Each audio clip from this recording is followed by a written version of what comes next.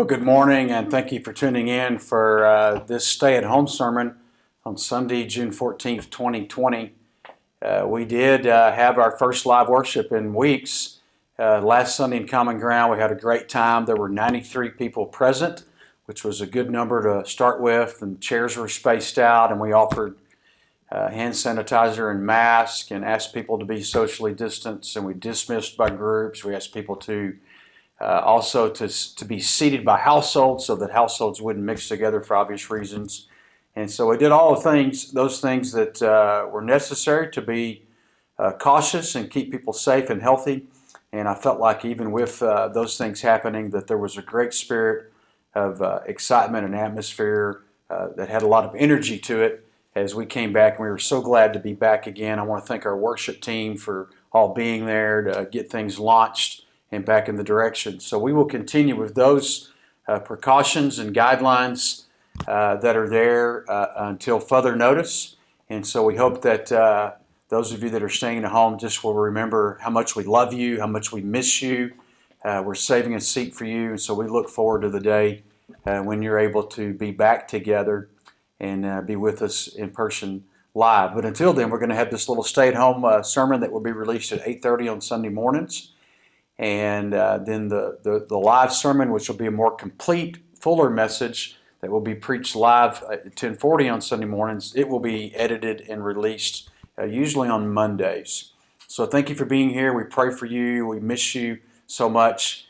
And now let's take a look at our message. This is Senior Sunday, and I'm always excited each year when we are just so blessed being right here by the high school to always have a number of seniors. This year we have 6 graduating seniors that will be honored in Common Ground, all of whom will receive scholarships. And just a word of thanks always to our scholarship committee and different families and individuals who continue to fund scholarships so that all of our seniors have something to take with them as they go out. And so glad to be able to do that. Alex and Rachel will have them up at the end of the service in Common Ground and at the beginning of the service in the traditional service. So they're honored on both ends and recognized, and all of our church family can celebrate with them. So as we think about Senior Sunday, I just kind of honored to have a moment to address our seniors, which is what I'll do live in the worship service today. But I just want to talk about 3 things that I think are important for seniors. I want to talk about friends, fun, and faith. Friends, fun, and faith. This group's about to step into a new season of life. And as I mention these things, I just want to mention them in a briefer form today on this sermon, and then you'll catch the whole thing in full version later. So friends, why don't I talk about friends? Proverbs 12:26 says this: the righteous should choose their friends carefully. The righteous should choose their friends carefully. I want to remind all of us, no matter whether we're a high school senior or any age, that people we choose to really let into our friendship circle, into those parts of our lives, and spend time with, we need to choose them carefully. The kind of friends that we choose will change our lives. They will impact us at some point all across the board. So all of us need to be reminded that we should choose our friends carefully. And then Proverbs 17:17 says this: a friend loves at all times. I love what the Message translation says for that verse. It says, friends love through all kinds of weather. Man, what would we do without our friends? I just want to remind you, at whatever season of life that you're in, your friends should have value and priority and importance to you, and encourage you to be investing in your friendships because friends are very important. George Washington once said this: it is better to be alone than in bad company. So a righteous person, a godly person, should choose their friends carefully. The second one is fun. Believe it or not, the Bible talks about fun. I had to look a little bit at the translation to get the actual words. But the Bible talks about fun and learning how to enjoy life. Listen to this verse. It's from Ecclesiastes chapter 8. It says, so I recommend having fun. This is the man of wisdom. I recommend having fun because there's nothing better for people in this world than to eat, drink, and enjoy life. That way they will experience some happiness along with all of the hard work that God gives them to do under the sun. So the wisdom of the writer of Ecclesiastes, I recommend having fun. I want to recommend it too. I still have this image in my mind when I was a senior in high school. I was taking honors physics. Now, I'm not sure exactly why they put me in that class other than I'd said that I wanted to go to college, but science and math were not my strengths. I had to work harder than the rest of my friends. And I was in my bedroom one night, like on a Tuesday night, and I was working hard trying to finish some physics homework, and it was not going well. I was struggling.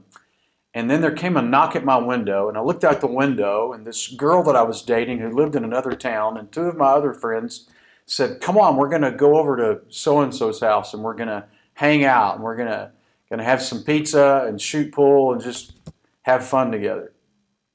To this day, I regret that I didn't go. It may have something to do with the pretty girl, I'm not sure, but I for sure didn't go. I said, I've got to finish this physics homework, and I was glad to make good grades, but I just want to remind all of us that we should say yes to fun and enjoyment. And I echo the words of Ecclesiastes. I recommend having fun. It's a quote from the Bible. There's hard work in there too. There's responsibility. There's taking care of your business. All of that's there too. But I recommend having fun. It's even a biblical concept. Number 3, faith. So friends, fun, and faith. What would I want to say? What do you think I would say today to high school seniors about to graduate and leave home, leave their home church, leave their family, and move off to college or go to work? What do you think I would say? I would say this. It has been well documented that this generation is known that once they leave home, leave the church they grew up in, they're known for also leaving their faith. A Lifeway group did a statistic, Barna Research, other groups have researched this with particularly Protestant kids, and it says this, that about 70%, 2/3, 70% is the range on any of those studies, that once they're in that 18 to 25 category, they disengage from their faith. They don't go to church. They don't claim Christianity even sometimes. So why is it? Well, these groups say the 5 most frequently chosen reasons for dropping out were, they didn't like that church members seemed hypocritical or judgmental. They no longer felt connected to people in a church. They disagreed with the church's stance on certain political or social issues. And work responsibilities, started working on the weekends.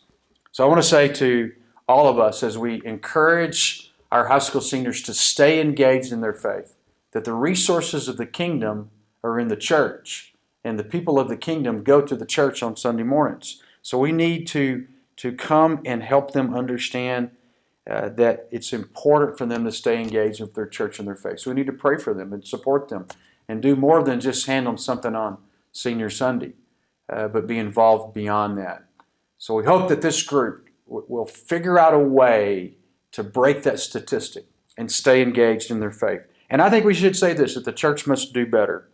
We must not only help them have a good time when they're at youth and learn some scriptures and principles and all the things that go on with being in a youth group in high school, but help them develop a faith that they own for themselves, that they're passionate about. So, thank you for being here today for this Senior Sunday. We pray for those of you that are continuing to stay at home, that God would just keep you healthy, keep you encouraged, and be connected. And we do continue to save a seat for you. So blessings to everyone. Hope you'll catch the live, more full version of the sermon that will come out on Monday as we continue to have this group being back. And we love you, and we'll see you soon. God bless.